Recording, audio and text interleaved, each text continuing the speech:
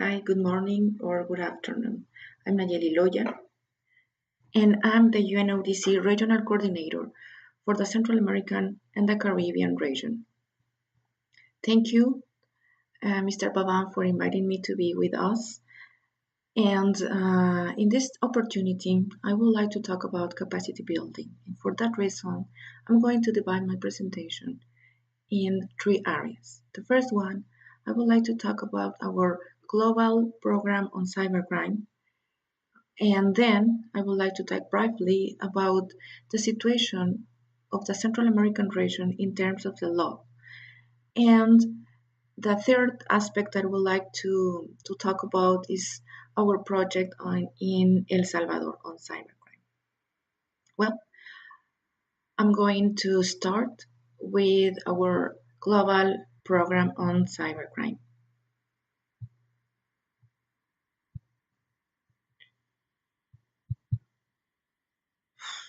No se puede.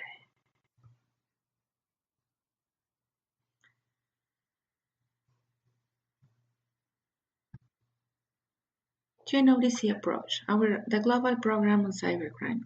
The objective of the global program on cybercrime is to assist the countries to prevent and combat cybercrime through a global, sustainable, and holistic approach. Our global program has four main areas. The first is capacity building. Capacity building will include training for law enforcement, investigators, lawyers, prosecutors, and judges on investigative techniques, and also delivery of analysis tools. The other area of the global program is prevention. Here we include awareness raising, engagement of private sector solutions, and research and analysis. The third part is framework support, development of national cybercrime coordinated mechanism, review and strengthening of legal frameworks.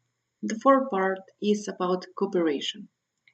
And in this area, we include development of public and private partnerships, strengthening of informal and formal international cooperation mechanisms. Our global program on cybercrime has developed the repository Cybercrime.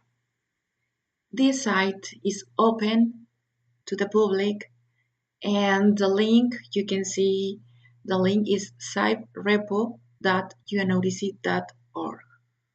The repository Cybercrime is a central data repository of cybercrime law and lessons learned for the purposes of facilitating the continuous assessment of needs and criminal justice capabilities and the delivery and coordination of technical assistance.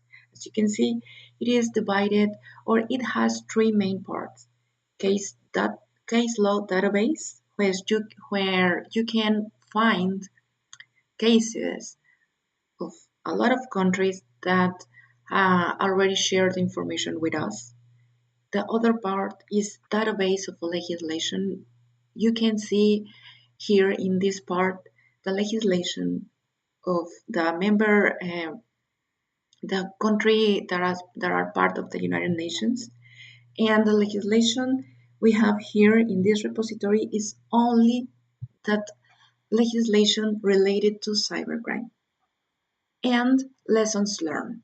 It's a database of lessons learned containing national practices and strengthening in preventing and combating cybercrime.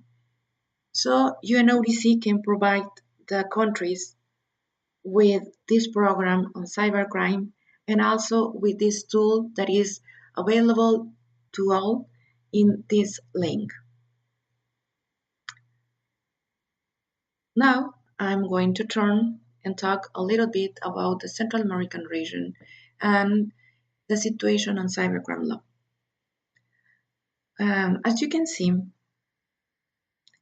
in the Central American region, only El Salvador and Dominican Republic has a cybercrime law. The first country on developing this cybercrime law was Dominican Republic. Actually, El Salvador developed its own law in this year, February 2016. The other countries has specific articles in the penal code, and other countries are working on draft law on cybercrime. So, seeing the status of the cybercrime law and a specific cybercrime law, we can see that this region is beginning on thinking about the cybercrime, and they are beginning in developing the cybercrime law.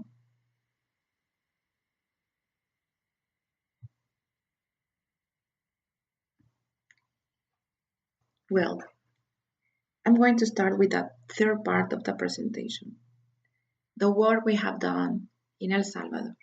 The project we are implementing in this country, it is called Strengthening of the Capacities of El Salvador National Police to Effectively Identify and Investigate Cybercrime Cases. The main objective, of course, is to strengthen El Salvador national capacity to prevent and fight against cybercrime. But the main result of this project was to create a cybercrime unit inside the National Civil Police in El Salvador. The project has three main outcomes. The first one is the one that deals with the investigation, prosecution, and adjudication of cybercrime cases in El Salvador. We start with creating the cybercrime unit in El Salvador. That means a lot of work with the police in El Salvador in order to create a cybercrime unit in the investigation part inside the National Civil Police. The second output of our work is trying to create a very coordination or support the coordination between prosecutor offices and investigators.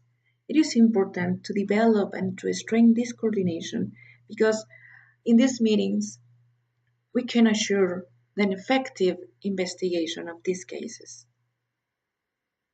Another part of the project, our third output, is about equipment. Our program in El Salvador gives the support of the equipment, not only for the investigations, but also for the forensic area. We have bought for them equipment like hardware and software for this unit. And also we have bought some equipment for the prosecutors and for the laboratory of the Salvadorian police. Our fourth output of this project is, of course, training. In the training, we have our main objective in the training is to train the investigators and also the prosecutors. We try to develop and to deliver this training sometimes in a jointly manner, inviting investigators and the prosecutors in order to strengthen the capacities on cybercrime. And of course, we also have trainings just for law enforcement and training just for the prosecutors. The second output is training, but now training all the people that are in the police station taking care about the report on cybercrime cases. Because as you may know, when you are trying to create capacities, it's not only important to train the investigators for the investigation, but also it is very important to train the people that are dealing with the claims. We need to train these people because the cases, it is in a lot of cases, the information that the victim gives, it is very important. So if the police that is dealing with the claims, if he is not sensitized or if he is not have the knowledge of cybercrime, we will have case with not enough information of the case. So it is very important to train the people in the police station that deals with the report of cybercrime cases. The sixth activity in this project, it is about training the judges. It is important to sensitize the judges, not only on cybercrime, but specifically to, to deal with the digital evidence. It is important to work with the judges because it is a new at least for in this region, it is a new concept. It is very new working with digital evidence and trying to understand this digital evidence. It's very important to work with the judges. The seventh activity that we have in this project, it is developing training courses and have it them inside the National Academy of Public Security. The National Academy of Public Security is the academy that train all the investigators of the police. So in order to make this project in a sustainable manner, we have to work with all the institutions and let them to work with us developing the courses, because the cooperation will not always be with the police every day training. We have to strengthen the national capacities. That's why we also work with the Academy of the Prosecutors, developing courses and let them to deliver these courses. So this is the only way we can guarantee the sustainability of the project and the capacities on cybercrime. The second main outcome of the project, it is about awareness. And here we have worked in two main areas: increasing the understanding among children of the threats that may be found on the internet and the best way to address them. And here we have work on prevention. With the help of the police, we have made a lot of workshops at the schools. We have developed a lot of products on prevention, and we go to the schools and we sensitize the students and also the teachers, because they have to be aware about all the threats that can be found on the internet. Of course, the children, it is not only the important, it is not the only public that we have to reach. Another public we have to work is with the companies in order to tell them about the threats on the internet. Another activity that we have developed in this component on prevention is to create a mechanism of reporting.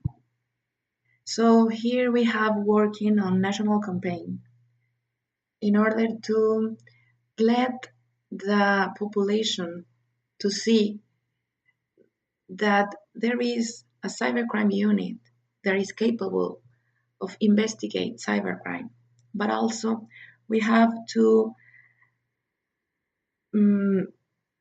work with the public in order to let them know that cybercrime it is a crime. That if someone is being harassed through a social network, they can make a complaint at the police. If someone is a victim of cyberbullying, you can make a complaint at the police. And the police right now, at least the police in El Salvador right now, is capable of investigate that such crimes. The third outcome we have been working here in El Salvador is about cooperation. And the cooperation means cooperation with the internet service providers. Here, here are like 5 main internet service providers, and we have worked with them in order to sensitize the need, in order to sensitize them about all the crimes that is being committed in El Salvador and the fundamental part that they play in the investigation process. Another area that we have working here, it is not only with the internet service providers. We have work. We have been working also with the second internet service providers. Here we are talking about international private companies like the ones that work with social networks and the main program on the main companies on internet. We have we just recently have a workshop with them in order um, to let them know, the investigators, how to make a request of information and how to make that information and how to make that request.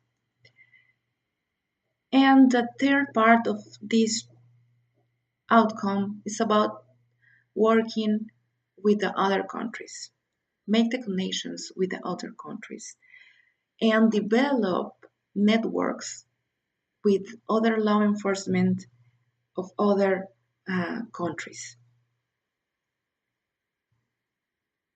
Here, this is part of the laboratory of the cybercrime unit in El Salvador. There's some investigators.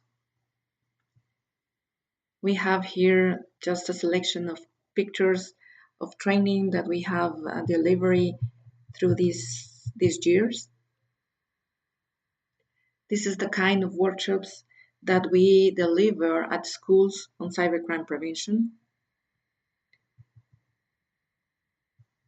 And this is the national campaign that we developed for El Salvador.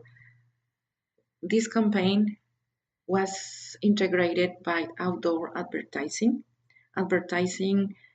in buses, also advertising on social networks. And also, we have developed an app for iOS and Android. This app is called Control App, and it has a guide for parents and a guide for children.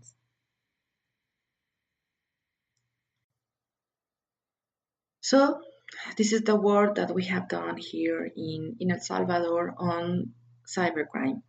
Of course, it was not only easy at the beginning because we have a lot of obstacles at the beginning. The first one is language. Cybercrime, it seems like cybercrime is only in English, and it is an obstacle for us and for the law enforcement and for a lot of countries that only talk Spanish. Another obstacle is that at the beginning, we have to sensitize a lot of authorities, the high-level authorities, because a lot of high-level authorities inside the police thought that cybercrime is a crime of the future. So that was an intensive work that we have done here in El Salvador.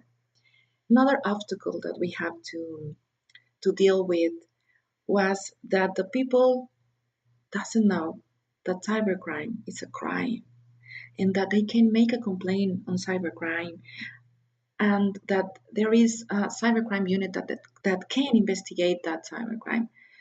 But it is important to say that when we talk about capacity building, it is capacity building involves not only working with law enforcement agencies, it is also um, to work with on prevention, because if we don't prevent the people, we will not have a complaint to investigate.